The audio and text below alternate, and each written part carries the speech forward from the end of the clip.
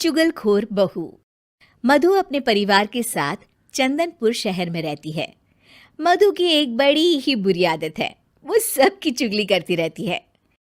रविवार के दिन मधु की ननद सीमा और उसके ससुराल वाले उनके घर आते हैं। खाना खाने के बाद सब लोग बैठकर बातें कर रहे होते हैं। और सीमा, कैसी हो? ठीक हूँ भाभी, आप कैसी हो? मैं भी ना बढ़िया हूँ। अरे तुमने जो वो अचार भेजा था ना, बहुत अच्छा था। आपको अच्छा लगा? थैंक यू भाभी, मैं इस बार ना और भेज दूंगी। अरे नहीं नहीं, और मत भेजना, मम्मी जी को कुछ खास पसंद नहीं आया, ऐसा वो कह रही थी। अच्छा, क्या कह रही थी मम्मी अचार के बारे में? अचार के बारे में तो नहीं कह रही थी, वो तुम्हारे खाने के बारे में कह रही थी कि सीमा को अभी तक ठीक से खाना बनाना भी नहीं आया। क्या? मम्मी ने ऐसा कहा? हाँ, पर कोई नहीं ना सीमा, तुम बुरा मत मानो, मुझे तो अचार बहुत पसंद आया। हाँ, मम्मी को तो मेरा कोई काम पसंद ही नहीं आता, मेरे हर काम में बस कमियां ही ढूंढती रहती हैं।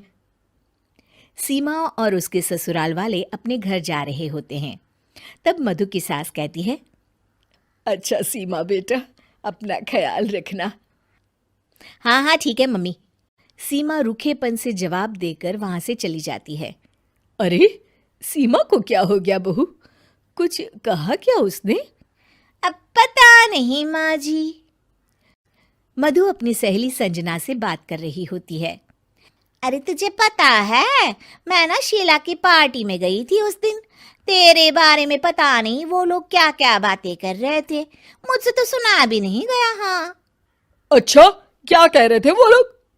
शीला कह रही थी कि जब भी मैं संजना को पार्टी में बुलाती हूँ वो आती ही नहीं, उसे पैसों का बड़ा घमंड है भाई। क्या? उसने ऐसा कहा? मैं अभी उससे बात करती हूँ। अरे छोड़ ना, उसकी बात ही नहीं करनी हमें, छोड़, चल छोड़। मधु अपनी सहेली से बात कर रही होती है, तभी उसका पति सचिन आ जाता है। अच्छा संजना, मैं ना तुमसे बाद में बात करती हूँ, ठीक है? मधु, इधर आओ। क्या हुआ जी? अरे पता नहीं क्या हो गया है, सीमा माँ से बात ही नहीं कर रही। तुमसे कुछ कहा था क्या उसने? नहीं तो जी, उसने तो कुछ नहीं कहा मुझे, पर क्या मधु, बताओ मुझे। जब ना हम सब बाहर बैठे थे तो मधु की सास मुझसे आकर बोली कि अब तुम लोग भी एसी खरीद लो, गर्मी बहुत लगती है यहाँ आकर। क्या?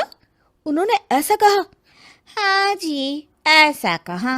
अब मधु के घर वाले ना हमेशा ही हमें नीचा दिखाते रहते हैं।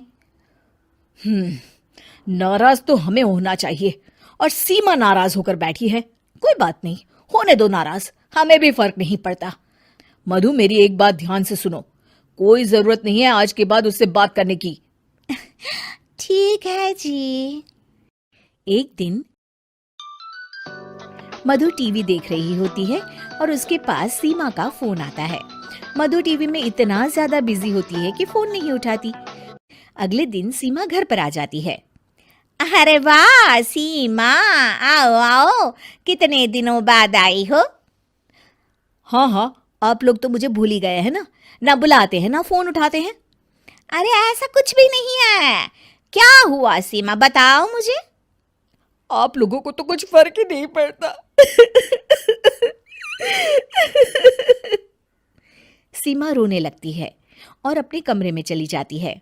तभी सचिन भी वहां आ जाता है। रुकिए जी, मैं बात करती हूँ सीमा से। मधु सीमा को समझाने जाती है और उसकी सास और सचिन दरवाजे के बाहर खड़े होकर सारी बातें सुनने लगते हैं। अरे छोड़ ना सीमा, तेरे भैया की तो आदत ही है बात का बतंगड़ बनाने की। मैंने उन्हें बताया भी कि सीमा के घर वालों को गर्मी लगती है, जब वो लोग आते हैं तो हमें एक एसी ले लेना चाहिए, तो उसमें भड़क गए, कहने लगे उन्हें अपनी अमीरी पर बड़ा घमंड है। मधु की सास और सचिन ये सब सुनकर चौंक जाते हैं कि मधु ये सब क्या बोल रही है। शायद मेरी ही गलती है, मुझे यहाँ आना ही नहीं चाहिए था भाभी। अरे नहीं नहीं मधु, तू क्यों नहीं आएगी? ये घर तेरा भी तो है ना।